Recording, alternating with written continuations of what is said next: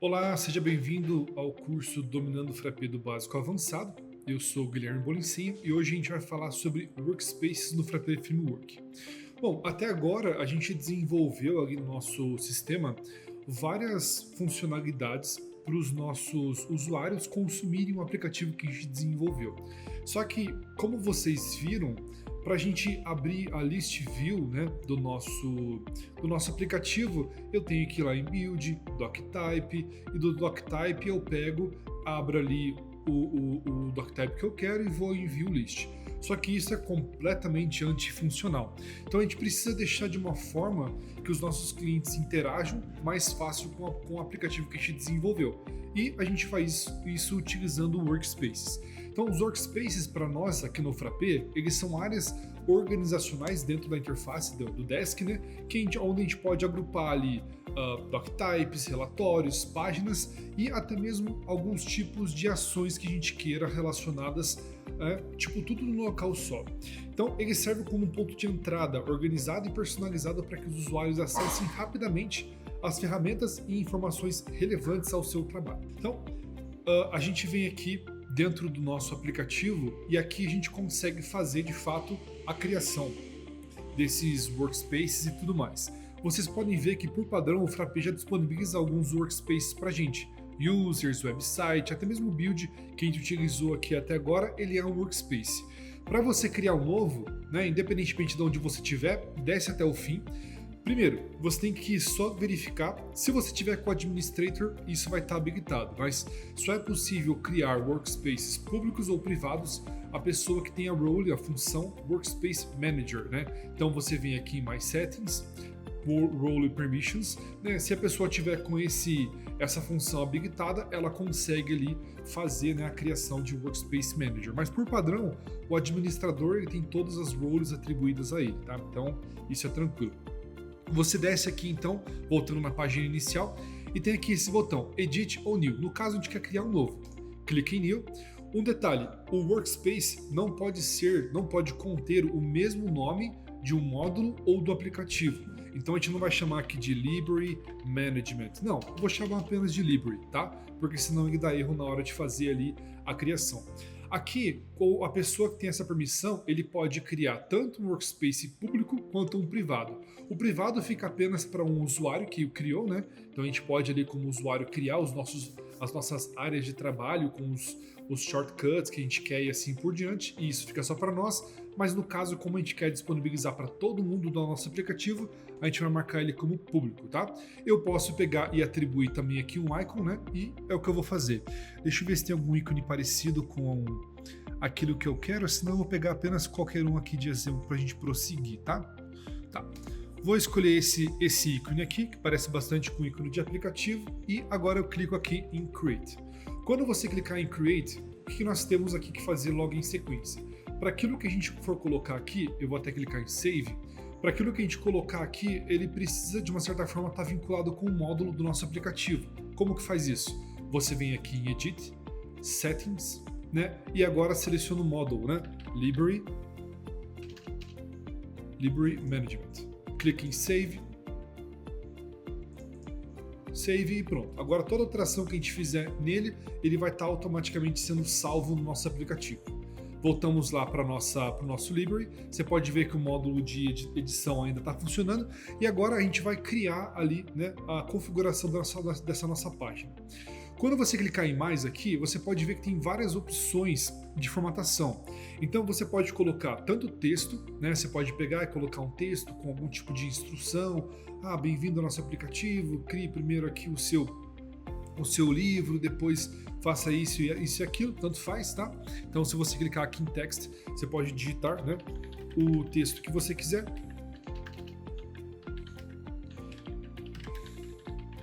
E aqui embaixo, o que a gente mais utiliza de fato são os que a gente chama de cards, tá? Nós temos os cards, temos os charts também, que os charts eles são pequenos relatórios que nós criamos e vinculamos, né? E esses relatóriozinhos eles ficam disponíveis aqui. É uma coisa que a gente vai explicar ainda nesse tutorial intermediário. Nós temos os shortcuts, que são atalhos para os doctypes com alguns tipos de configurações extra. Por exemplo, eu quero que a pessoa visualize apenas aquilo que está atribuído a ela, ou apenas os membros que estão ali de fato ativos. Você consegue colocar instruções no seu atalho para que a pessoa visualize ali algum tipo de informação já filtrada. Spacer é um spacer padrão. Onboarding ele é bem interessante, que a gente vai instruir apenas na parte avançada, que você pode criar de fato, por exemplo, um tutorial. E esse tutorial, o Frappé, ele tem um configurador de tutorial. Então, a primeira vez que você acessa o aplicativo, você deve criar um artigo. Então, você pode configurar esse tutorial guiado do Frappé através desse onboarding. O Quick List é um relatório no formato de lista, tá? O Number Card, ele é um relatório no formato de card numérico, né? Diferente do chart, que ele mostra ali um relatório dentro de um chart mesmo, né? O Number Card, ele mostra um relatório dentro de um cartãozinho de números. E o Custom Block, aí você pode criar um bloco que você quiser e atribuir aqui, mas isso a gente vai explicar só na parte avançada, beleza? O que nós vamos colocar agora é a questão do card, tá? Clica no card, por quê? O card, ele é como se fosse um agrupamento de doctypes. Tá? Então eu vou abrir aqui até mesmo uma tela paralela, eu venho aqui em Build, Doctype, e esses são os 1, 2, 3, 4, 5 doctypes que eu tenho que fazer, né, ali a configuração. O primeiro dele eu vou chamar de Article, ou eu posso colocar My Library. Isso daqui depois ele pode ser traduzido. A tradução a gente vai explicar na próxima aula, tá? Pode colocar tudo em inglês mesmo. E aqui, para cada row, eu adiciono, são 5, né? 1, 2, 3, 4, 5. Para cada row, eu coloco aqui um add row e eu coloco aqui de fato, que é para um doctype. Eu posso vincular para uma página e para um relatório também, um atalho para uma página ou para um relatório, mas por enquanto a gente vai colocar apenas os doctypes mesmo. Então aqui vão ser todos doctype. Library Settings eu vou colocar por final. Depois Library Member.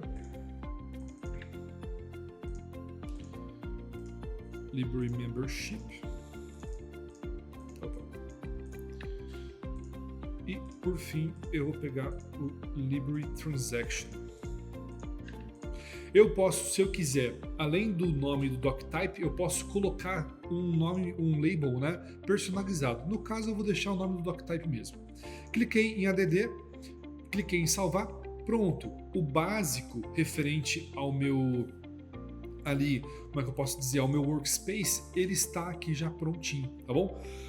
Eu não recomendo você alterar a ordem aqui, porque a ordem ela é salva para cada módulo, tá? Então, se eu pegar e subir o Library para o primeiro, ele vai personalizar a posição de cada um desses módulos dentro do Frappé.